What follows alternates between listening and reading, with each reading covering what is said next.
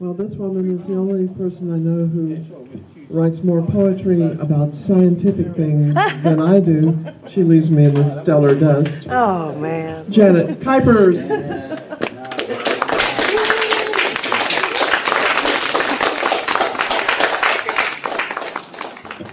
I feel bad that Tom won't talk to people who use guns because he won't be able to talk to my husband, John, anymore. No, that's it. No more John. I'm sorry, he's done talking to you. I'm sorry.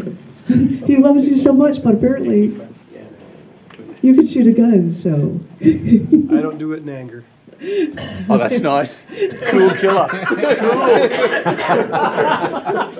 Anger's extra.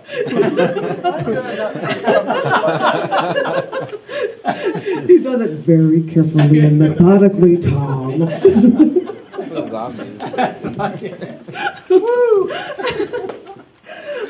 Because I was wearing John's jacket, I thought I'd wear his glasses and try to read this piece from the Getting Wired show in this performance art book.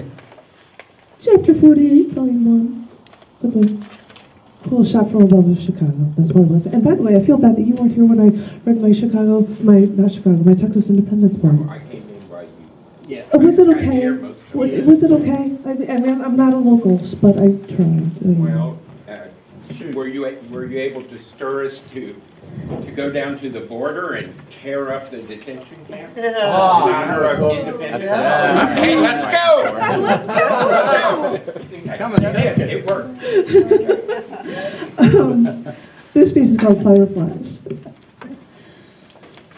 So we were at an empty bar, like we normally do on a weeknight when we know that we have to get up for work in the morning, but we just don't care anymore. And we got drunk, and we made fun of people at the bar, especially the men, like the bartender with the sagging butt that was always standing there whenever he had to make a drink. And then we just drank some more, and then she started talking about the love of her life, who broke up with her. She said she would marry him in a flat minute if she still had the chance. I still didn't get it. He was a pre-balding man farm boy, but okay, fine, this is love, I guess. And I knew where she was coming from. And then she got depressed, and then she rambled on about she hated our jobs and how we wanted to be independent and we wanted to laugh at everything then. And that's what drinking does to you, by the way. So then we drove home. She parked her car in our driveway, so when I got home, I still don't know how we did it, but she stood in my driveway and looked up at the sky and said, "This looks like a sky to sit in your driveway and drink coffee in a Tupperware bowl and look up." I told her I don't want coffee, but I have a blanket and we could just sit out on the lawn and watch the sky. And we looked up at the sky and found objects in the clouds. It didn't take long for one of us to find a penis. And then we chased around a firefly, and then we sang songs from cartoons, and we couldn't stop laughing. And then I told her about how my sister and my older brothers and sisters, they would take the ends of fireflies and smear them on their shirts so that their clothes would glow for a few minutes. Then I promised her that I wouldn't smear any insects on her. And then we noticed after a while that the dew was settling on the blanket, and it was all over us. And besides, it was getting late. She had to take the train downtown early to get to work tomorrow. So I picked up the blankets, I threw them to the side of the driveway, and waved goodbye as she drove down the road. A week later, I had a dream that I knew I was going to die, and I didn't tell anyone else about it because I didn't want them to worry. In my dream, I was making a video cassette message to all of my friends, a goodbye message, so to speak. I told Sherry that I hoped that her marriage went well. I told Kevin not to worry about business so much. I told Bobby I respected him, and then I got to you. I told you to really look at your life. Was it so bad? Your boyfriend broke up with you. What job isn't your dream job? But geez Louise, there are unwed 17-year-old mothers on welfare that kill their sick infant children because they can't read the directions on their prescription bottles. Dream job? You've got a job, and it pays well. Boyfriends?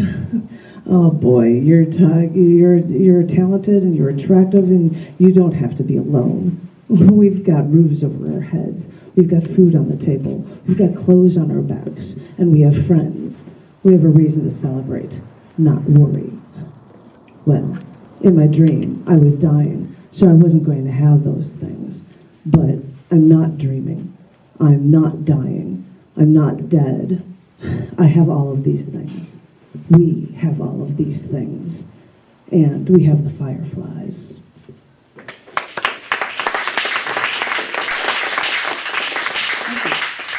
I'm done reading Jen's classes. Let's see how that goes. And I didn't want to read on my laptop, so I thought I'd just read things off of my phone. I decided that I would write a poem a day, so yeah, the new ones aren't so great, but I'm going to share 2 of them with you, and I hope you like them. This first one was on an anniversary, and I just won't say anything about it until I'm done reading it. It's called Didn't Think Anything of It. Today is the day they found you. My friend said he heard you in the other room making lots of noises at 4 a.m. He didn't think anything of it, but now he worries and he wonders if he could have saved you. We all wonder that now. What could we have done? Could we have made a difference? Could you still be alive today? I know that life for you is not going the way you wanted it to go. You couldn't have the girl that you loved. After being fired, you were left unemployed. You were a Red Wings man in Blackhawks territory. But what were we supposed to do when we didn't know our transplant needed us? You never showed weakness. You never reached out your hand. You never showed us that you were internally falling apart. And none of us knew how to decipher the code of your illness to step in and stop your destruction. Because we would have, if only we knew how.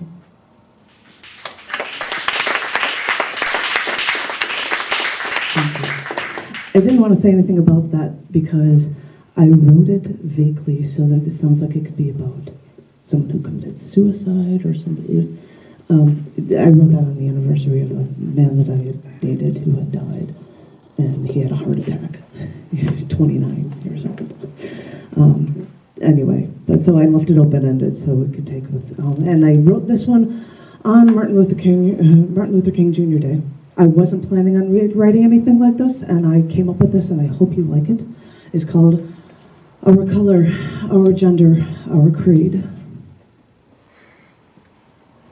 There is a house inside of me.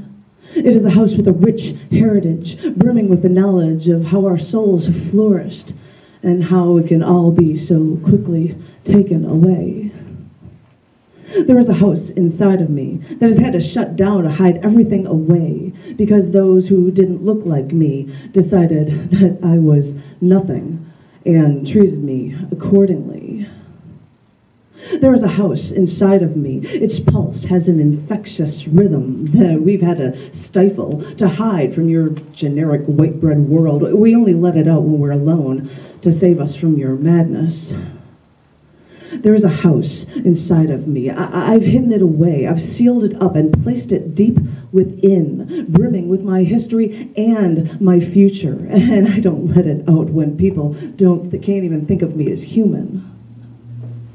There is a house inside of me. I've put boards over the windows to save myself from your storm. With your wrath, I've learned not to fight back, only because my captor won't listen.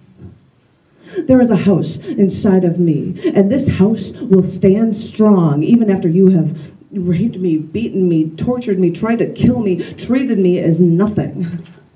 But you were so wrong.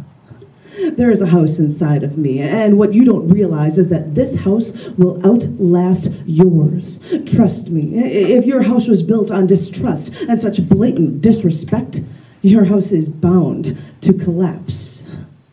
Because after all these years, and after my wanting to fight, I've learned that passive resistance is only a part of my story. Because in these struggles, I have gained a wisdom and a connection that is beyond this house inside of me, beyond this sharing, this inquisitive mentality. So I want you to remember, this house is a symbol for all like me and for those not like me too, because I have a dream that everyone who has suffered like this, and even those who have not, should share their stories with all of the world, no matter our color, our gender, our creed. This is my dream, because this is how we truly grow.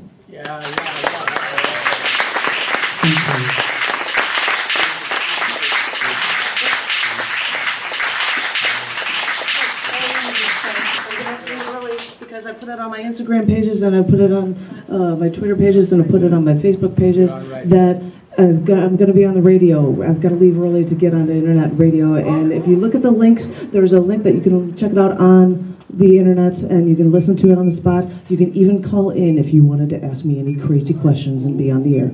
So that's starting at 6 o'clock our time, 6 to 7 p.m. Eastern Standard Time. So if anybody's interested, check it out. And thank you. What link? It's If I just go on the internet, how am I going to find my page. Very good. Oh, okay.